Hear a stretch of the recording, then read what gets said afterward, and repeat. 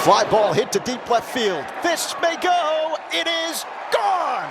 Matt Shaw goes deep, his first home run of the spring. Matt Shaw was sent down to the minor leagues last week, but how quickly will we see him up in the big leagues in 2024? If many of us irrational Cubs fans had it our way, we would probably have him break camp with the team. But hey, let's put feelings aside and see what a more realistic look is of when we might expect the future infielder of the Cubs.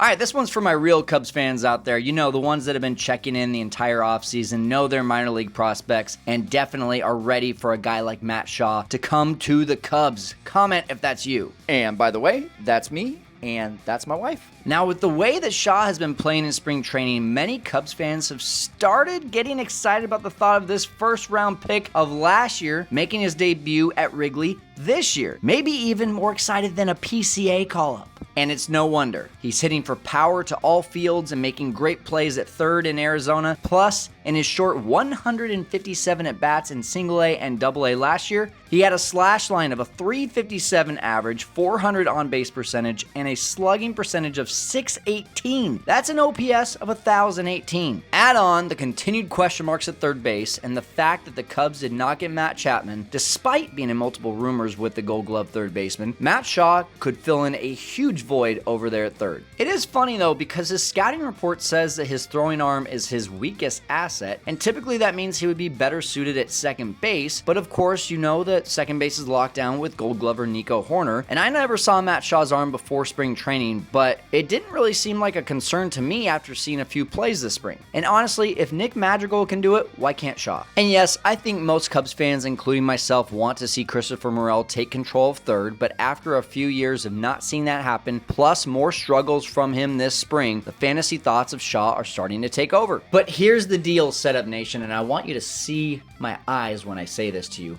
He only has 157 minor league at-bats. That's nothing. That's only 38 games down in Single-A and Double-A. I know it's tempting to rush him, but do we really want to mess with a guy who could be the next potential generational third baseman for the Cubs, the first since Aramis Ramirez? No, I'm not counting Chris Bryant because he only played third base for 5 seasons for the Cubs. To potentially answer this question, I did some digging, and I wanted to see how long did it take some of the top players in today's game to get to the majors. Here's a look. Mike Trout, over 1,100 at-bats. Ronald Acuna, over 1,000. Aaron Judge, over 1,300. Mookie Betts, 1,100. Freddie Freeman, 1,612 at-bats. Corey Seager, over 1,500. Yordan Alvarez, just under 1,000. Then you have guys like Bryce Harper at 494 at-bats and Juan Soto at just 453. Now, I will say there were 2 guys who made a very quick leap to the MLB this last year, and they were both with the Angels. Nolan Shonowell and Zach Neto. Both were called up last season unbelievably soon in their career. Neto made his debut on April 15th after just 187 minor league at-bats, just 30 more than Shaw. The number 13 pick in the 2022 draft went on to bat just 225 and 289 at-bats for the Angels in his first season. But Shonowell did pretty well. He was the number 11 pick in the 2023 draft, and the 22-year-old made his debut on August 18th of 2023 after just 74 minor league at-bats. He went on to hit 275, which is really impressive, with a modest OPS of just over 730 and 109 at-bats. Not too shabby. But if we are comparing apples to apples, neither one of those stat lines is really going to make a major impact for the Cubs lineup in 2024. Sure, a 275 average is great, but the OPS was basically league average, and he had just a .1 WAR. So these aren't strong cases to rush things for Shaw. So if Shaw gets, let's say, another 300 at-bats and he's still putting up ungodly numbers, he's looking like a stud at third base, I could see him getting the call-up then.